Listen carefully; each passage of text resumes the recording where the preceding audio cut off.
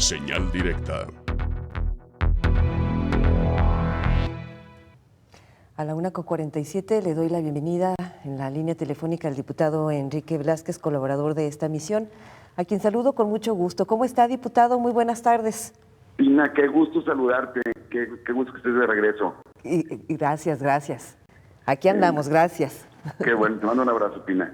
Mira, hoy quiero platicar, Pina, acerca de la importancia que tiene un proceso electoral. Desde hace muchos años, prácticamente las reformas que hemos hecho en este país para generar un país democrático, un país con pesos y contrapesos.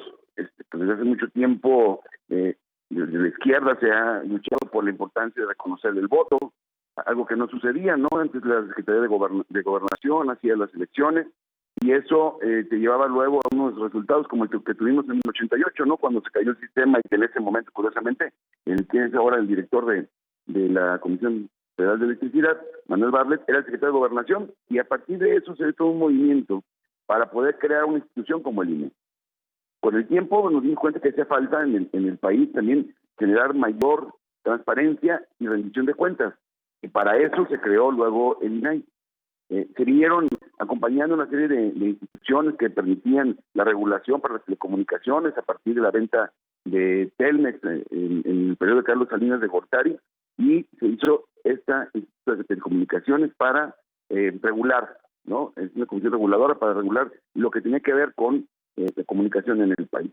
Y todo esto nos ha costado muchísimo tiempo, muchísimo dinero, y muchas mentes que han buscado desde los congresos fortalecer las instituciones y hacerlas más democráticas para que no sea el poder absoluto, porque dicen que el poder corrompe, el poder absoluto corrompe absolutamente, ¿no? Y entonces los mexicanos hemos querido construir un país mucho más democrático, con pesos, contrapesos, fortaleciendo instituciones, y bueno, pues claro que cada una de ellas cuesta dinero. Lo malo es cuando se utiliza esto para denostar, ¿no? Y saber lo que cuestan las cosas en este país, para denostar a las instituciones y tratar de eliminarlas. Por eso la importancia de este proceso electoral, porque debemos de construir un Congreso mucho que sea un real contrapeso del Poder Ejecutivo, tanto a nivel federal como a nivel estatal. Eso debe de suceder.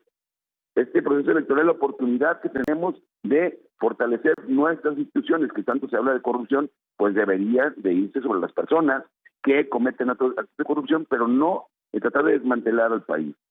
Se debe de frenar este autoritarismo, se debe de fortalecer las instituciones, y, bueno, hablando de un tema importante en el proceso electoral, es que hace tiempo, particularmente después del proceso de 2006, el presidente de la República, el hoy presidente de la República, ordenó a los diputados del PRD que hicieran una reforma a la Constitución para evitar que el presidente en turno se metiera en las elecciones, que opinara de las elecciones, por aquello que decía Vicente Fox, que luego fue la consecuencia del famosísimo Cállate Chachalaca.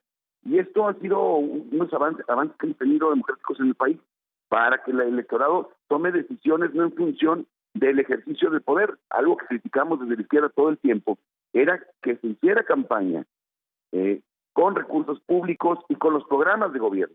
Eso fue lo más criticado por el presidente Andrés Manuel cuando fue candidato tantas veces, y que poco a poco se fueron blindando en las reformas electorales y en algunas adecuaciones a la Constitución para tratar de que se calan las manos el poder político, el poder económico de las elecciones, que la gente pudiera votar en libertad.